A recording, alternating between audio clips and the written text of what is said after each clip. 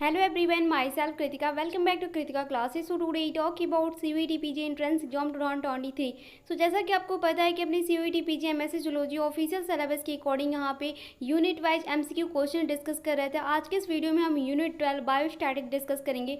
Master class आपका 40 होगा। बाकी के जितने भी यूनिट हैं मास्टर क्लास है वो ऑलरेडी हम डिस्कस कर चुके हैं। अगर आपने उन वीडियोज़ को नहीं देखा तो इस वीडियो के डिस्क्रिप्शन बॉक्स में प्ले लिस्ट में या फिर आपको आई बटन में लिंक मिलेगी, वहाँ से जाके आप उन ऑल वीडियोज़ को देख सकते हैं। ओके, चैनल पे अगर आप पहली बार विजिट करें, चैनल को सब्सक्राइब कीजिए, वीडियो पसंद आए तो वीडियो को लाइक कीजिए। एंड अगर आप हमारे टेलीग्राम ग्रुप पे ज्वाइन होना चाहते हैं तो इस वीडियो के डिस्क्रिप्शन बॉक्स में आपको लिंक मिलेगी, वहाँ से जाके आप ज्वाइन कर सकते हो। ओके, तो चलिए बिना टाइम वेस्ट की वीडियो को स्टार्ट करते हैं।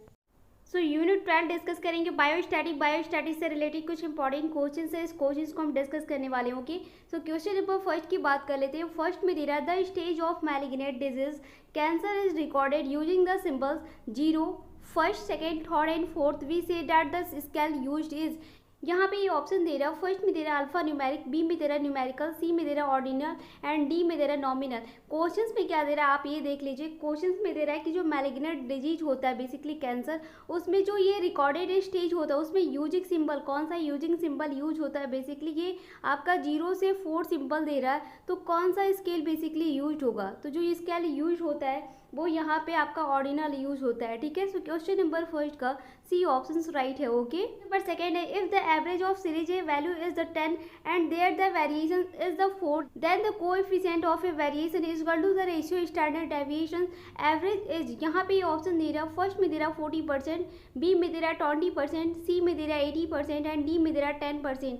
क्वेश्चंस में दे रहा है कि एवरेज ऑफ सीरीज में जो वैल्यू होती है 10 की, जो वैल्यू यहाँ पे दे रही है, वैल्यू दे रहा है आपका 10, तो यहाँ पे दे रहा है कि जो वेरिएशंस में यहाँ पे वेरिएशंस आपका 4 दे रहा है, तो कोएफिशिएंट का जो वेरिएशन होगा उसमें बेसिकली दे रहा है कि द रेशियो स्टैंडर्ड डेविएशंस में एवरेज क्या होगा। सो बेसिकली जो एवरेज होता है वो आपका 20% होता है। Okay, so question number second का बी ऑप्शन करेक्ट है। ओके, क्वेश्चन नंबर थर्ड है the median of A series the numerical value is. यहाँ पे ये ऑप्शन दे रहा है। फर्स्ट में दे रहा है equal to the average, B में दे रहा है ए ग्राफ और द हार्ट, सी में दे रहा है ए नंबर, डी में दे रहा है फ्रीक्वेंसी टेबल।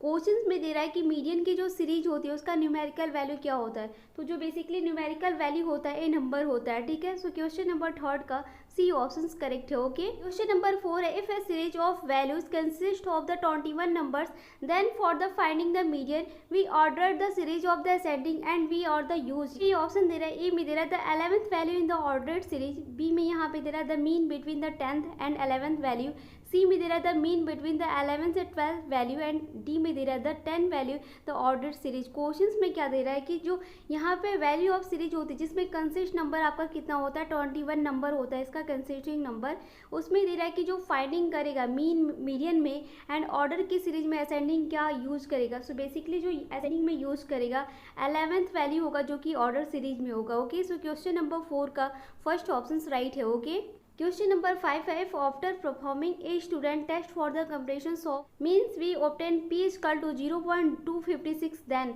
यहाँ पे ये ऑप्शन दे रहा है। फर्स्ट ऑप्शन में दे रहा है we reject 2 as 0 in the accept the H1, B में दे रहा है we accept the H 0 and C में दे रहा है we reject the H1 and D में दे रहा है वी कैन नॉट डिसाइड। यहाँ पे क्वेश्चन में दे रहा है कि जो आफ्टर स्टूडेंट जब टेस्ट करते हैं तो उनकी जो आफ्टर परफॉर्मिंग होती है उसका जो यहाँ पे मीन का ऑब्टेन होता है पी इक्वल टू कितना होता है 0 से 0 to 56 होता है। तो यहाँ पे देन कितना यहाँ पे आफ्टर परफॉर्मिंग यह होगा। सो बेसिकली जो होता है वो आपका we reject to the H0 से H1 एक्सेप्ट करता है। ठीक है, सो क्वेश्चन नंबर 5 का ए ऑप्शन करेक्ट है। ओके, नंबर 6 है first step N investigation is. यहाँ पे ऑप्शन दे रहा है। फर्स्ट में दे रहा है कलेक्शन ऑफ डेटा, बी में दे रहा है प्रेजेंटेशन ऑफ डेटा, सी में दे रहा है एनालिसिस ऑफ डेटा और डी में दे रहा है एक्सप्लेनेशन ऑफ डेटा। यहाँ पे क्वेश्चन में दे रहा है कि फर्स्ट स्टेप ऑफ इन्वेस्टिगेशन क्या होता है। बेसिकली जो इन्वेस्टिगेशन होता है वो आपका कलेक्शन ऑफ डेटा होता है। ओके, सो क्वेश्चन नंबर 6 का ए ऑप्शन करेक्ट है। ओके, क्वेश्चन नंबर 7 है sweetness is positive then mean is. यहाँ पे ये ऑप्शन दे रहा है। फर्स्ट ऑप्शन में दे रहा है ग्रेटर देन मोड, बी में दे रहा है लेस देन मोड, सी में दे रहा है equal to mode and D में दे रहा है निगेटिव। तो यहाँ पे दे रहा है स्वीटनेस में पॉजिटिव कौन सा होगा मीन में। सो बेसिकली जो मीन में पॉजिटिव होता है वो आपका ग्रेटर देन मोड होता है। ओके, सो क्वेश्चन नंबर 7 का ए ऑप्शन करेक्ट है। ओके, क्वेश्चन नंबर 8 है group distribution can be represented by. यहाँ पे ए ऑप्शंस में दे रहा है फ्रीक्वेंसी पॉलीगॉन, बी में दे रहा है हिस्टोग्राम, सी में दे रहा है फ्रीक्वेंसी कर्व एंड डी में दे रहा है ओजाइव। क्वेश्चंस में दे रहा है कि ग्रुप डिस्ट्रीब्यूशन में कौन सा कैन बी रिप्रेजेंटेड होता है। सो बेसिकली जो रिप्रेजेंटेड होता है वो हिस्टोग्राम होता है। ओके, सो क्वेश्चन नंबर 8 का बी ऑप्शन करेक्ट है। ओके, क्वेश्चन नंबर 9 है the regression line help to the find the. यहाँ पे ऑप्शन दे रहा है फर्स्ट ऑप्शन में दे रहा है ए में average of the X and Y, B में दे रहा है average of the X value, C में दे रहा है एवरेज ऑफ वाई वैल्यू और डी में दे रहा है the median of X and Y. यहाँ पे क्वेश्चन में दे रहा है कि रिग्रेशन लाइन में कौन सा बेसिकली हेल्प करता है। तो जो हेल्प करता है वो आपका average of X and Y होता है। ओके, जो करता है यहाँ पे हेल्प रिग्रेशन में करता है, फाइंड करता है। सो क्वेश्चन नंबर 9 का बेसिकली ये ऑप्शन करेक्ट है। ओके, क्वेश्चन नंबर 10 है in a positively skewed distribution mean median is. यहाँ पे ये ऑप्शन दे रहा है फर्स्ट में दे रहा है लेसर देन मोड, बी में दे रहा है इक्वल टू मोड, सी में दे रहा है ग्रेटर देन मोड और डी में दे रहा है नॉन। यहाँ पे क्वेश्चन में दे रहा है कि मीन और मीडियन के जो यहाँ पे ग्रेटर देन होता है पॉजिटिवली स्टैक्ड में कौन सा डिस्ट्रीब्यूशन होता है। सो बेसिकली जो डिस्ट्रीब्यूट करता है वो आपका ग्रेटर देन मोड होता है। ओके, सो क्वेश्चन नंबर 10 का सी ऑप्शन करेक्ट है। ओके, क्वेश्चन नंबर 11 है is use to the compare the variability of two or more then to series. यहाँ पे ये ऑप्शन दे रहा है फर्स्ट ऑप्शन में दे रहा है मीन, बी में दे रहा है स्टैंडर्ड डेविएशन, सी में दे रहा है कोएफिशिएंट ऑफ वेरिएशन, डी में दे रहा है मीन डेविएशन। क्वेश्चंस में दे रहा है कि यहाँ पे जो टू सीरीज होती है तो मोर देन यहाँ पे टू जो कंपेयर होता है वेरिएबिलिटी में वो कौन से टू या फिर मोर देन टू सीरीज होता है। जो टू सीरीज यूज होते हैं कोएफिशिएंट ऑफ वेरिएशन होता है। ओके, सो क्वेश्चन नंबर 11 का सी ऑप्शन करेक्ट है। Okay, but whether Spearman rank correlations coefficient is the a measure to the rank of correlation. यहाँ पे ये ऑप्शन दे रहा है ए ऑप्शन में दे रहा है पैरामेट्रिक, बी में दे रहा है नॉन पैरामेट्रिक, सी में दे रहा है लीनियर एंड डी में दे रहा है नॉन लीनियर।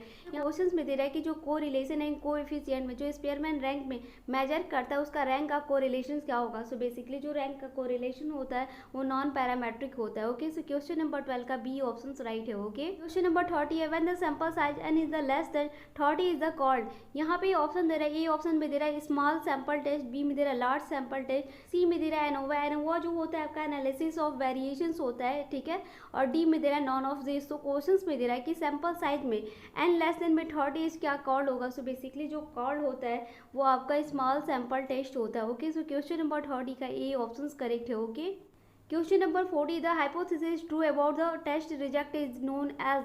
यहाँ पे ऑप्शन दे रहा है फर्स्ट ऑप्शन में दे रहा है टाइप फर्स्ट एरर, बी में दे रहा है टाइप सेकंड एरर, सी में दे रहा है रॉन्ग डिसीजन एंड डी में दे रहा है नॉन ऑफ एबव। क्वेश्चन में दे रहा है कि हाइपोथेसिस के ट्रू अबाउट में कौन सा टेस्ट बेसिकली रिजेक्ट होता है। जो नोन एज होता है वो टाइप फर्स्ट एरर होता है। ओके, जो यहाँ पे ट्रू अबाउट में बेसिकली टेस्ट में रिजेक्ट होता है। सो क्वेश्चन नंबर 40 का ए ऑप्शन करेक्ट हो गए। क्वेश्चन नंबर 50 है decrease in one variable influence the decrease in other variable is. यहाँ पे ऑप्शन दे रहा है फर्स्ट ऑप्शन में दे रहा है मल्टीपल कोरिलेशन, बी में दे रहा है सिंपल कोरिलेशन, सी में दे रहा है निगेटिव कोरिलेशन एंड डी में दे रहा है पॉजिटिव कोरिलेशन।